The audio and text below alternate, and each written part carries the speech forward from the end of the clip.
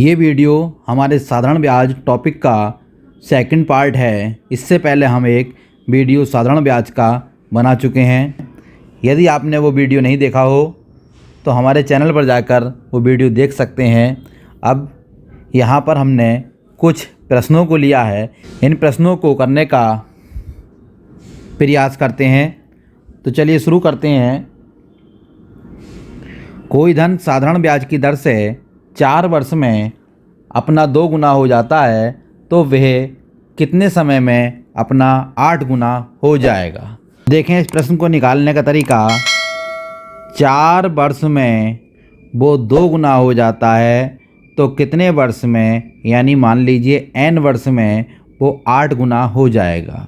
तो ऐसे प्रश्न को निकालने के लिए आप जितने गुना हो उसमें से 1 माइनस करके और क्रॉस मल्टीप्लाई कर दीजिए, आपका आंसर आ जाएगा। यानी n गुणा 2 माइनस 1 बराबर 4 गुणा 8 माइनस 1, और 2 में से 1 गया हमारा तो 1 बचेगा, और 8 में से 1 गया यहाँ 7 बचेगा। यानी 8 में से 1 गया 7 बचेगा। तो n बराबर हो जाएगा 4 सत्ते 28 वर्ष। ये आपका आंसर आ जाता है। चलिए अब आगे करने का प्रयास करते हैं। कोई धन साधारण ब्याज की दर से 3 वर्ष में 550 व 4 वर्ष में 650 रुपये हो जाता है, वह धन राशि ज्ञात करो। यानी 3 वर्ष में वो हो जाता है 550 और 4 वर्ष में वो हो जाता है 650। तो इस तरीके के क्वेश्चन में यानी आपको निकालना क्या है, यहाँ पर आपको धन राशि निकालनी है। यानी कौन सी ऐसी राशि है जो वो 3 वर्ष में 550 और 4 वर्ष में 650 हो जाता है, वो किस राशि पर होता है। तो धन राशि निकालने के लिए यहाँ हम क्रॉस मल्टीप्लाई करेंगे। यानी 650 गुणा 3 और माइनस करके 550 गुणा 4, और जो दोनों हमारे समय दे रखे हैं इन दोनों समय को भी हम माइनस कर देंगे। यानी 3 माइनस 4 आंसर आएगा। देखिए पहले गुणा करते हैं। यहाँ गुणा करेंगे तो ये आ जाएगा 1950। यहाँ गुणा करेंगे तो ये 2200 आ जाएगा, और 3 में से 4 गया माइनस का 1, और जब घटाएंगे तो माइनस के 250 बटे माइनस 1, माइनस ख़त्म हो गया। यानी 250 रुपये, यानी 250 रुपये वे धनराशि आ गई जो 3 वर्ष में 550 हो जाएगी और 4 वर्ष में 650 रुपये हो जाएगी। चलिए आगे चलते हैं। कोई धन साधारण ब्याज की किसी निश्चित दर से 3 वर्ष में 460, यानी 3 वर्ष में 460 हो जाता है, और 5 वर्ष में वे हो जाता है 500 रुपये। तब साधारण ब्याज की दर ज्ञात करो। पिछला सवाल भी इसी तरीके का था, परंतु उसमें धन राशि पूछ रहा था, यहाँ पर ब्याज की दर पूछ रहा है। तो दर निकालने के लिए आप जब भी दर निकालने आएगी आप लोग ध्यान रखेंगे 100 से मल्टीप्लाई तो हम करते ही हैं। इसके अलावा जो वहाँ पर हमने इन दोनों की क्रॉस मल्टीप्लाई करी थी, यहाँ भी क्रॉस मल्टीप्लाई होगी, परंतु वो जो क्रॉस मल्टीप्लाई है वो आपकी नीचे आ जाएगी। यानी 3 गुणा 500 माइनस 5 गुणा 460, यहाँ इन दोनों का अंतर कर देंगे।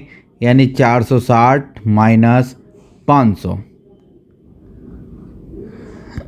460 में से 500 गया माइनस के 40, यहाँ हो जाएगा 1500, और यहाँ हो जाएगा आपका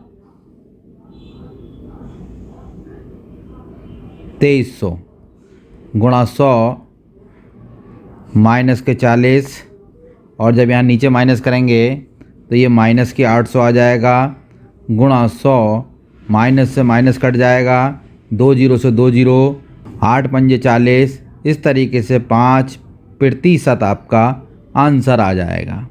यानी ये जो दर होगी ब्याज की ये 5% होगी। चलिए आगे चलते हैं। एक व्यक्ति किसी बैंक में 4000 रुपये 15% की दर से व दूसरे बैंक में 6000 रुपये 10% की दर से जमा करता है। संपूर्ण धन पर दर ज्ञात करो। तो कोई यहाँ पर दर निकालनी है, परंतु यहाँ पर दोनों दर ऑलरेडी दे रखी हैं, यानी 15% और 10%, यानी 15% पर होता है कितना 4,000, यानी 4,000 रुपये जो है वो 15% की दर से और 10% की दर से 6,000 रुपये जमा करता है। तो यहाँ पर दर निकालनी है।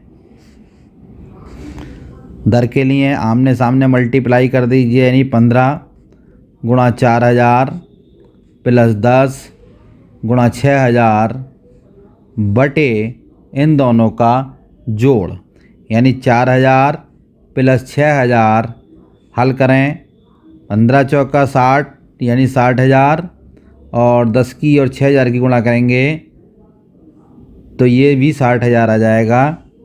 बटे में है ही 4,000 और 6,000 मिलकर हो जाएगा 10,000। तो इस तरीके से 60,000 और 60,000 मिलकर हो गया 1,20,000। बटे में आ गया आपके 10,000। 4 जीरो से 4 जीरो कट जाएंगे। आपका आंसर 12% आपका आंसर आ जाएगा। तो इस तरीके के सवाल आपकी समझ में आ गए होंगे। अब चलिए आगे चलते हैं। कोई धन 4% वार्षिक साधारण ब्याज की दर से किसी निश्चित समय में अपना 5 गुना हो जाता है, यानी 4% की दर से 5 गुना हो जाएगा। तो वे किस दर से, यानी मान लीजिए दर निकालनी है आपको, तो कितने गुना, 10 गुना हो जाएगा। यहाँ भी आपको बताया था, इस टाइप का हम एक सवाल पीछे करा चुके थे। गुने के लिए -1 कर देंगे, यहाँ भी -1 कर देंगे तो ये हो जाएगा क्रॉस मल्टीप्लाई, यानी दर गुणा 5 - 1 बराबर 4 गुणा 10 - 1। दर गुणा 5 में से 1 गया 4 और यह 4, 10 में से 1 गया 9, 4 से 4 कट जाएगा तो दर हमारी आ जाएगी 9%, यानी इसका आंसर आपका 9% आ जाएगा। चलिए आगे चलते हैं। कोई धन साधारण ब्याज की किसी दर से 2 वर्षों के लिए उधार दिया जाता है। यदि दर 3% अधिक होती तो 600 रुपये की अधिक वसूली होती, तो मूलधन ज्ञात करना है। तो ऐसे क्वेश्चन में आप देखें, समय दे रखा है, यानी समय T दे रखा है 2 वर्ष। इसके बाद जो दर दे रखी है हमारी वो 3%, और जो हमारा जो धन दे रखा है, यानी जितनी अधिक वसूली है वो दे रखी है धन, इसको हम A मान लें, यानी A बराबर 600 रुपये। तो इस तरीके के सवाल में सूत्र प्रयोग करते हैं, मूलधन बराबर A गुणा 100 बटे T गुणा R।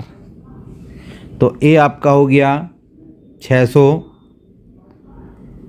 गुणा 100, T आपका 2 और दर आपकी 3। तो इसे सॉल्व करें, 3 दूनी 6, 200 बार, 2 से ये 50 बार, और 200 की और 50 की जब हम गुणा करेंगे तो ये हमारा 10,000 रुपये हमारा आंसर आ जाएगा, यानी मूलधन जो है हमारा वो 10,000 रुपये आ जाता है। चलिए आगे चलते हैं। साधारण ब्याज की एक निश्चित दर से कोई धन 5 वर्ष में अपने से 8/5 गुना हो जाता है, ब्याज की दर क्या है? तो कोई धन 5 वर्ष में 8/5 गुना हो जाता है, यानी ब्याज सिंपल इंटरेस्ट बराबर मूलधन गुणा दर गुणा समय बटे 100। अब कितने गुना हो जाता है? 8/5 गुना। यदि हम मूलधन को x मान लें तो ये जो हमारा सिंपल इंटरेस्ट आया वो 8/5 x माइनस x आएगा, जो कि ये इतने गुना हो जाता है, ये मिश्रधन हो जाता है। सॉल्व कर दें, 5 × 5, 8 में से 5 गए 3/5x, तो ये हमारा 3/5x मूलधन x। दर हमें निकालनी है, समय 5/100। हल करें, x से x कट जाएगा, 5 से ये 20 बार कट जाएगा, और 3/5 बराबर दर बटे 20। अब इसे सॉल्व करेंगे तो दर बराबर 3 गुणा 20 बटे 5, 5 चौक 20, 3 की और 4 की गुणा करेंगे तो 3 चौक 12, 12% ये दर हो जाएगी और यही हमारा आंसर हो जाएगा। तो आपने इस वीडियो में साधारण ब्याज के कुछ सवालों को सीखा। जहाँ तक आपकी समझ में ये सवाल आ गए होंगे। अगर आपको वीडियो अच्छी लगी हो तो हमारे चैनल को लाइक, सब्सक्राइब और शेयर करें। धन्यवाद।